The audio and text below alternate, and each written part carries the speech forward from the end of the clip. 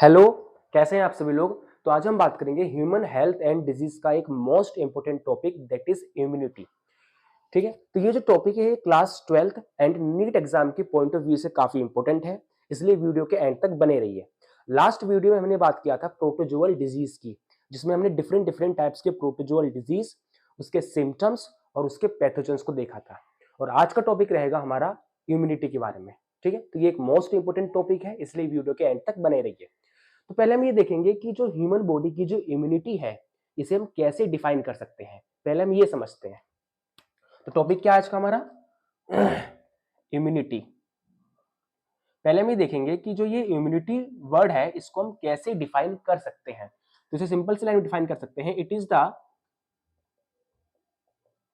The ability it is the ability of any it is the ability of any organism it is the ability of any organism to defend itself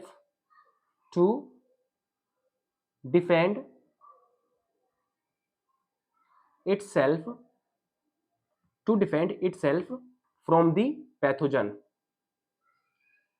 from the pathogen. अब ये यहाँ पे एक नया word आ गया, that is pathogen. अभी pathogens क्या होते हैं? पैथोजन्स ये ऐसे ऑर्गेनिज्म होते हैं जो डिजीज कोज करते हैं। ठीक है ना। तो इस लाइन का मतलब क्या है? यानी किसी भी ऑर्गेनिज्म के अंदर, क्या बोला मैंने, किसी भी ऑर्गेनिज्म के अंदर अपने आप को प्रोटेक्ट करने की जो एबिलिटी है, इसी एबिलिटी को कहते हैं हम इम्यूनिटी। क्या कहा मैंने? दोबारा सुनो, कि किसी भी ऑर्गेनिज्म के अंदर, ठीक है, अपने आप को प्रोटेक्ट करने की या अपने आप को डिफेंड करने की जो एबिलिटी होती है पैथोजन से, पैथोजन्स जो डिजीज कोज करते हैं, ठीक है, इसी एबिलिटी को कहते हैं इम्यूनिटी। तो किसी भी ऑर्गेनिज्म के अंदर अपने आप को प्रोटेक्ट करने की जो एबिलिटी है फ्रॉम दी पैथोजन्स, इसी एबिलिटी को इम्यूनिटी कहते हैं। अब ये जो इम्यूनिटी होती है कई तरह की होती है। जैसे फॉर एग्जांपल ह्यूमन के ब्लड में व्हाइट ब्लड सेल होता है। ये व्हाइट ब्लड सेल क्या करता है? ह्यूमन की बॉडी को तरह तरह के जर्म्स, ठीक है, पैथोजन से बचाने का काम करता है। तो ये व्हाइट ब्लड सेल क्या कर रहा है? ह्यूमन की बॉडी को प्रोटेक्ट कर रहा है। तो ये भी तो एक तरह की इम्यूनिटी है। उसी तरह से स्किन है। स्किन क्या करती है? हमारे आसपास जो बाहर के जो मैटर्स होते हैं, बाहर के जो पैथोजन्स होते हैं, बैक्टीरिया, वायरस, ये स्किन क्या करती है? उन बैक्टीरियाज एंड वायरस को ह्यूमन की ब्लड में आने से रोकती है। तो ये स्किन भी क्या कर रही है? ये स्किन भी हमारी बॉडी को प्रोटेक्ट करने का काम कर रही है। ठीक है, तो कह सकते हैं कि स्किन भी क्या कर रही है? ये भी क्या एक तरह की इम्यूनिटी है। ठीक है ना। तो इम्यूनिटी कई टाइप्स की होती है, बट अगर बायोलॉजिकली देखा जाए तो इम्यूनिटी दो तरह की होती है। यस, इसके अगर टाइप्स की बात करें तो biologically immunity are of two types. ध्यान से सुनना। पहली है innate immunity. First one is innate immunity,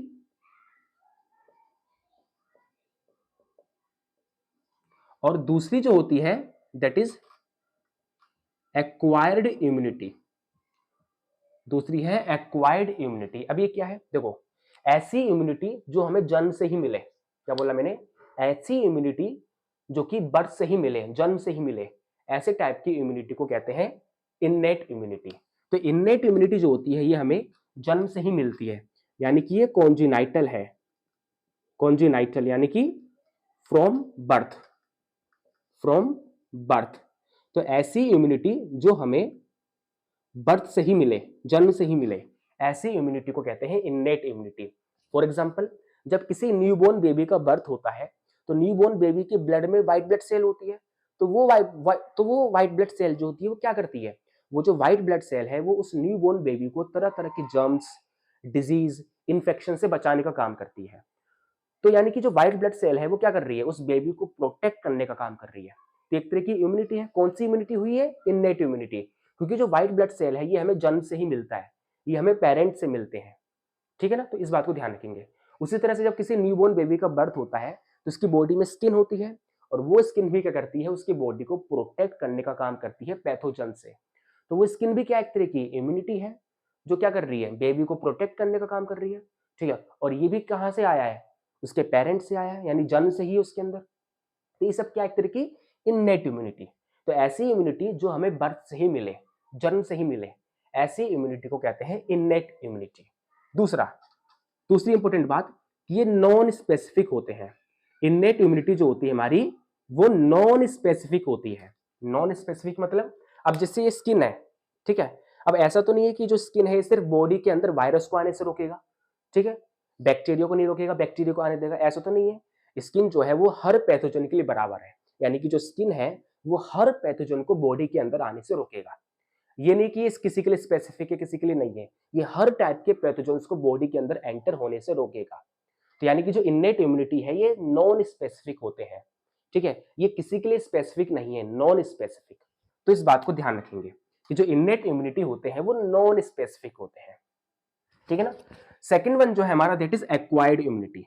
ये ऐसी इम्यूनिटी होती है जो हमें जन्म से नहीं मिलती, ठीक है, बल्कि ये किसी भी ह्यूमन बॉडी की उसकी लाइफ टाइम के दौरान डेवलप होती है। तो ऐसी इम्यूनिटी जो बर्थ से ना मिले, जन्म से ना मिले, ऐसी इम्यूनिटी को कहते हैं एक्वायर्ड इम्यूनिटी। और ऐसे टाइप की जो इम्यूनिटी होती है वो किसी भी इंडिविजुअल के लाइफ टाइम उसकी बॉडी के अंदर डेवलप होती है।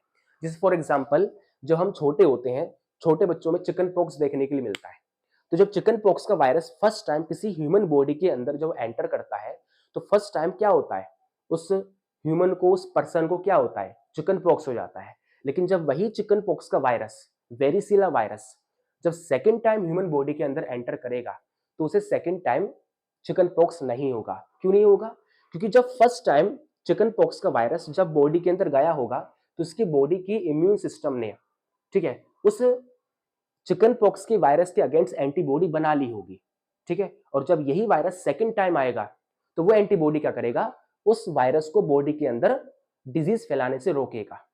तो यानी कि यहाँ पे क्या हुई, एक इम्यूनिटी क्रिएट हुई किसके अगेंस्ट, चिकन पॉक्स के वायरस के अगेंस्ट। तो ये है हमारी एक्वायर्ड इम्यूनिटी जो लाइफ टाइम के दौरान क्या होती है, बॉडी के अंदर ही डेवलप होती है, लेकिन हमें बर्थ से नहीं मिलती। तो ये ऐसी इम्यूनिटी है जो हमें जन्म से नहीं मिलती, ठीक है, और ये किसी भी इंडिविजुअल के लाइफ टाइम के दौरान डेवलप होती है। Develops during the individuals life time, develops during the individuals life time, ठीक है ना। तो इस बात को ध्यान रखेंगे, ठीक है। और अगली इंपॉर्टेंट बात कि जो एक्वायर्ड इम्यूनिटी है ना, एक्वायर्ड इम्यूनिटी ये स्पेसिफिक होती है। क्या होती है ये? स्पेसिफिक। यस, स्पेसिफिक कैसे? अब जैसे मैंने बताया अभी कि चिकन पॉक्स का वायरस जब किसी पर्सन के अंदर फर्स्ट टाइम जाता है तो उसे चिकन पॉक्स हो जाता है। लेकिन जब वही चिकन पॉक्स का वायरस सेकेंड टाइम जब उस पर्सन के बॉडी में जाएगा तो उसे चिकन पॉक्स नहीं होगा। क्यों? क्योंकि जब फर्स्ट टाइम चिकन पॉक्स का वायरस उस पर्सन के अंदर गया होगा, ठीक है, तो उस पर्सन के बॉडी के इम्यून सिस्टम ने क्या किया होगा, उस वायरस यानी कि चिकन पॉक्स के वायरस के अगेंस्ट एंटीबॉडी बनाई होगी। तो यानी कि उस बंदे के अंदर अब चिकन पॉक्स के वायरस के अगेंस्ट एंटीबॉडी बन गई है। और जब वही वायरस सेकेंड टाइम उसकी बॉडी के अंदर जाएगा तो वो एंटीबॉडीज क्या करेंगी, जो चिकन पॉक्स के वायरस के अगेंस्ट बनी है वो एंटीबॉडी उस चिकन पॉक्स के वायरस को क्या करेगी, बॉडी के अंदर इंफेक्शन फैलाने से रोकेगी, उसको मार देगी। तो वो जो एंटीबॉडी जो बनी है ना उस व्यक्ति के अंदर, वो सिर्फ चिकन पॉक्स के वायरस के लिए ही है, वो और किसी वायरस पे एक्ट नहीं करेगी। तो इस बात को ध्यान रखेंगे। तो ऐसे टाइप की जो इम्यूनिटी होती है ये स्पेसिफिक होती है, ये किसी एक पर्टिकुलर पैथोजन के लिए होती है, ठीक है ना। बट इसमें ऐसा नहीं है, ये नॉन स्पेसिफिक होती है, ये सभी के लिए इक्वल है। आई होप ये बात आपको समझ आई हो। तो आज की क्लास में हम बात करेंगे इननेट इम्यूनिटी के बारे में। तो एक बार इसका स्क्रीनशॉट ले सकते हैं, फिर बढ़ते हैं आगे की तरफ। तो चलो, अभी जो इननेट इम्यूनिटी है ये 4 तरीके की होती है। यस, इननेट इम्यूनिटी 4 टाइप्स की होती है, physical barrier, physiological barrier, cellular barrier and cytokinin barrier. तो एक एक करके इनको डिस्कस करेंगे। तो इस बात को ध्यान रखना है कि जो इननेट इम्यूनिटी है they are of 4 types, physical barrier, physiological barrier, cellular barrier and cytokinin barrier. तो पहले बात करेंगे यहाँ पे फिजिकल बैरियर की। किसकी? पहला जो है हमारा that is physical barrier. Physical barrier, barrier मतलब दीवार, बैरियर का मतलब होता है यहाँ पे दीवार, वॉल, जो किसी चीज को रोके, जो किसी चीज को रोके। एग्जाम्पल की अगर बात करें, जैसे एग्जाम्पल स्किन हो गया, ठीक है। अब ये स्किन क्या करती है, ये स्किन क्या करेगी कि जो हमारे आसपास जितने भी पैथोजन है, वायरस हो गया, बैक्टीरिया हो गया, ये स्किन क्या करेगी, उस पैथोजन को बॉडी के अंदर जाने से रोकने का काम करेगी, ठीक है ना। यानी कि जो हमारी स्किन की जो अपर मोस्ट लेयर है, जो डेड सेल से बनी होती है, जिसे हम केराटिनाइज्ड स्क्वेमस एपिथेलियल सेल कहते हैं, उससे ये बनी होती है, जो कि डेड होती है। तो जो स्किन की जो अपर मोस्ट लेयर है, ठीक है, एपिडर्मिस, ये क्या करती है, किसी भी पैथोजन को ह्यूमन के ब्लड के अंदर जाने से रोकती है।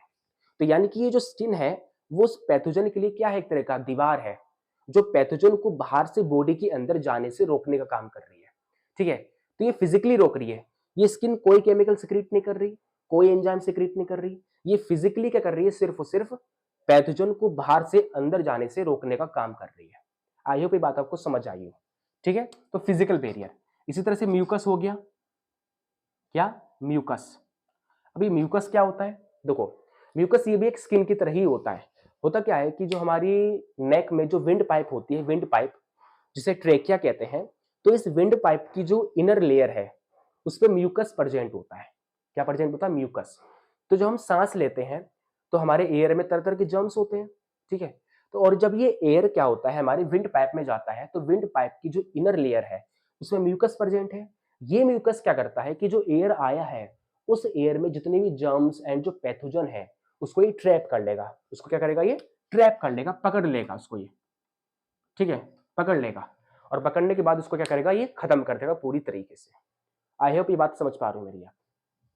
तो ये है फिजिकल बैरियर। तो यानी कि यहाँ पे जो पैथोजेंस को बॉडी के अंदर फिजिकली रोका जा रहा है, समझ रहे हो ना, पैथोजेंस को बाहर से बॉडी के अंदर जाने के लिए फिजिकली रोका जा रहा है, ठीक है, जिससे बॉडी को प्रोटेक्शन मिल रही है तरह तरह के हार्मफुल पैथोजन से, ठीक है। तो ऐसे टाइप की इननेट इम्यूनिटी को कहेंगे हम, that is physical barrier. I hope ये बात आपको समझ आई हो। नाउ जो सेकंड टाइप की जो इम्यूनिटी है यहाँ पे हमारी, that is physiological barrier, that is physiological barrier, that is physiological barrier. अब ये क्या है, देखो, फिजियोलॉजिकल बैरियर का मतलब क्या होता है, जैसे फॉर एग्जांपल मान लो सलाइवा है। हम सभी जानते हैं कि हमारे सलाइवा में ना, हमारे सलाइवा में एक एंटीबैक्टीरियल एंजाइम होता है। ध्यान से सुनना, हमारे सलाइवा में एक एंटीबैक्टीरियल एंजाइम होता है, एंटीबैक्टीरियल एंजाइम, जिसका नाम है लाइसोसोम। क्या नाम है इसका, लाइसोसोम। इसका नाम क्या है, लाइसोसोम, यस, ठीक है। तो जब हम खाना खाते हैं, तो खाना खाते समय हमारे माउथ में क्या होता है, सलाइवा सिक्रीट होता है, और उस सलाइवा में होता है एक एंटीबैक्टीरियल एंजाइम, जिसका नाम है लाइसोसोम, ठीक है ना। और जो हम खाना जो खाते हैं वो बाहर से लेके खाते हैं, ठीक है ना, तो उस खाने में तरह तरह के जर्म्स पड़े होते हैं, ठीक है, तरह तरह के पैथोजेंस होते हैं, ठीक है ना। तो जब ये सलाइवा क्या होता है, हमारे खाने से मिक्स होता है, तो हमारे सलाइवा में एक एंजाइम होता है, एंटीबैक्टीरियल एंजाइम, जिसका नाम है लाइसोसोम। तो ये लाइसोसोम क्या करता है कि जो हमारी फूड में जो भी जर्म्स वगैरह है, जो भी पैथोजन वगैरह है, फूड में जो भी जर्म्स एंड जो पैथोजेंस हैं, उनको ये मारने का काम करता है, उनको किल करने का काम करता है, ठीक है, जिससे हमारी बॉडी हार्म ना हो। तो यहाँ क्या हो रहा है, एक तरीके से बॉडी को प्रोटेक्शन मिल रहा है, किससे, पैथोजन से, ठीक, किसकी हेल्प से, किसकी हेल्प से, एंजाइम्स की हेल्प से, किसकी हेल्प से, एंजाइम की हेल्प से, ठीक है। तो ऐसे टाइप के बैरियर को कहते हैं फिजियोलॉजिकल बैरियर। तो इस टाइप के बैरियर में क्या होता है कि पैथोजेंस को हमारी बॉडी से प्रोटेक्ट किया जाता है एंजाइम्स एंड केमिकल्स की हेल्प से। बट यहाँ पे किसी भी तरह का एंजाइम एंड केमिकल यूज नहीं हो रहा था, यहाँ पे सिर्फ और सिर्फ फिजिकली पैथोजेंस को बॉडी के अंदर जाने से रोका जा रहा था। लेकिन यहाँ पे जो बॉडी के अंदर जो पैथोजन को जो रोका जा रहा है, वो केमिकल्स एंड एंजाइम का यूज करके रोका जा रहा है। देख सकते हैं यहाँ पे एक एंजाइम का यूज हो रहा है, दैट इज एंटीबैक्टीरियल एंजाइम, जो क्या कर रहा है, हमारी फूड में जितने भी जर्म्स वगैरह हैं, जो पैथोजेंस वगैरह है, उनको किल करने का काम कर रहा है, और इस तरह से हमारी बॉडी को प्रोटेक्शन मिल रही है इन हार्मफुल पैथोजन से। आई होप ये बात आपको समझ आई हो। इसी तरह से हमारे स्टमक में एक एसिड निकलता है, जिसका नाम है HCl, ठीक है। मान लो कुछ पैथोजेंस बच गए इस एंजाइम से, फूड में जो पैथोजेंस है उनमें से कुछ पैथोजेंस बच गए इस एंजाइम से। अब फूड क्या होगा, माउथ से सीधा इसोफेगस में जाएगा, इसोफेगस से सीधा स्टमक में आएगा। स्टमक में एक एसिड होता है जिसका नाम है HCl। इसका जो पीएच होता है वो 2.2 से लेकर 2.5 के बीच में होता है, यानी ये हाईली एसिडिक होता है, ठीक है। तो ये HCl क्या करता है कि जो फूड आया है, उस फूड में जितने भी पैथोजेंस हैं, उन सभी पैथोजेंस को ये कंप्लीटली किल कर देता है, ठीक है। और इस तरह से हमारी बॉडी को इन हार्मफुल पैथोजन से बचाया जाता है। तो ऐसे टाइप के इननेट इम्यूनिटी को हम कहते हैं फिजियोलॉजिकल बैरियर, जिसमें पैथोजेंस को जिसमें क्या होता है, हमारी बॉडी को पैथोजन से बचाया जाता है केमिकल्स, एसिड्स एंड एंजाइम्स का यूज करके। तो ऐसे टाइप के बैरियर को हम कहते हैं फिजियोलॉजिकल बैरियर। आई होप ये बात आपको समझ आई हो, ठीक है ना। इसी तरह से हमारे टीयर्स होते हैं। टीयर्स में भी एक एंजाइम होता है जिसका नाम है लाइसोसोम, ठीक है। मान लो हम बाइक पे चल रहे हैं कहीं, ठीक है, चलते चलते हमारे आंख में कोई कीड़ा चला गया, ठीक है। अब जैसे ही कीड़ा हमारे आंख में जाता है तो कीड़ा क्या करता है, कुछ टॉक्सिन रिलीज करता है। वो टॉक्सिन से हमारी आंख खराब हो सकती है, हमारी आंख में इंफेक्शन हो सकता है, ठीक है। तो जैसे आंख में कीड़ा जाता है तो हमारी आंख से आंसू निकलने लगता है। उसी आंसू में कंटेन होता है, उसी टीयर में कंटेन होता है लाइसोसोम, जो क्या करता है कि जो आंख में जो कीड़ा गया है उस कीड़े के इफेक्ट को मारता है, उनके टॉक्सिन्स को मारता है। तो ऐसे टाइप की इम्यूनिटी जिसमें हमारी बॉडी को पैथोजन से प्रोटेक्ट किया जा रहा है केमिकल्स, एंजाइम्स एंड एसिड वगैरह का यूज करके, ऐसे टाइप की इननेट इम्यूनिटी को कहते हैं फिजियोलॉजिकल बैरियर। आई होप ये बात आपको समझ आई हो। तो एक बार इसका स्क्रीनशॉट ले सकते हैं, फिर बढ़ते हैं नेक्स्ट टाइप की तरफ, दैट इज जो नेक्स्ट है हमारे यहाँ पे, that is cellular barrier. Third one जो है that is cellular barrier. Cellular barrier इस टाइप की इननेट इम्यूनिटी में क्या होता है, हमारी बॉडी को पैथोजन से प्रोटेक्ट किया जाता है सेल्स के थ्रू। किसके थ्रू? सेल्स के थ्रू। तो ऐसी इननेट इम्यूनिटी जिसमें ह्यूमन की बॉडी को पैथोजन से प्रोटेक्ट किया जाए, ठीक है, डिफरेंट डिफरेंट टाइप की सेल्स की हेल्प से। जैसे डब्ल्यूबीसी हो गया, क्या हो गया? डब्ल्यूबीसी। हमारी डब्ल्यूबीसी में दो तरह की डब्ल्यूबीसी होती है, एक का नाम है न्यूट्रोफिल और एक का नाम है मैक्रोफेज। न्यूट्रोफिल एंड मैक्रोफेज, ये दोनों सेल एक टाइप की फेगोसाइटिक सेल होती है। क्या होती है? एक तरह की ये फेगोसाइटिक सेल। फेगोसाइटिक सेल्स ये ऐसी सेल्स होती है जो दूसरे सेल को खा जाए, ऐसी सेल्स जो दूसरे सेल को एनगल्फ कर ले, खा जाए, ऐसे टाइप के सेल को फेगोसाइटिक सेल कहते हैं, ठीक है। तो जैसे कोई पैथोजन ह्यूमन के ब्लड में एंटर करता है, तो ब्लड में एंटर करते ही हमारे ब्लड में दो स्पेशल टाइप की डब्ल्यूबीसी यानी दो स्पेशल टाइप की व्हाइट ब्लड सेल होती है। पहला नाम है न्यूट्रोफिल और दूसरा है मैक्रोफेज। ये दोनों एक टाइप की फेगोसाइटिक सेल होती है, यानी ये ऐसी सेल होती है जो दूसरे सेल को खाने का काम करती है।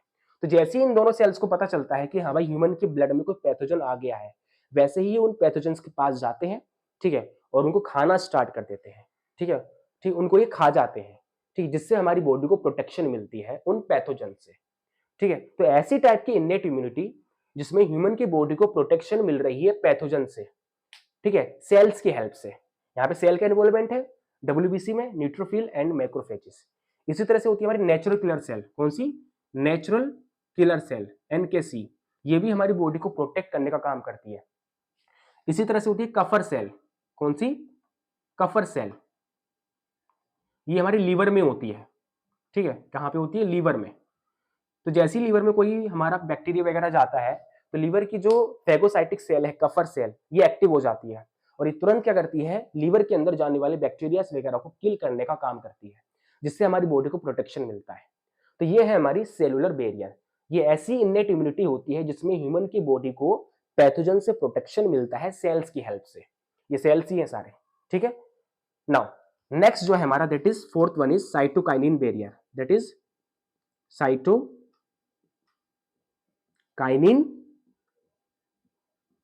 बैरियर।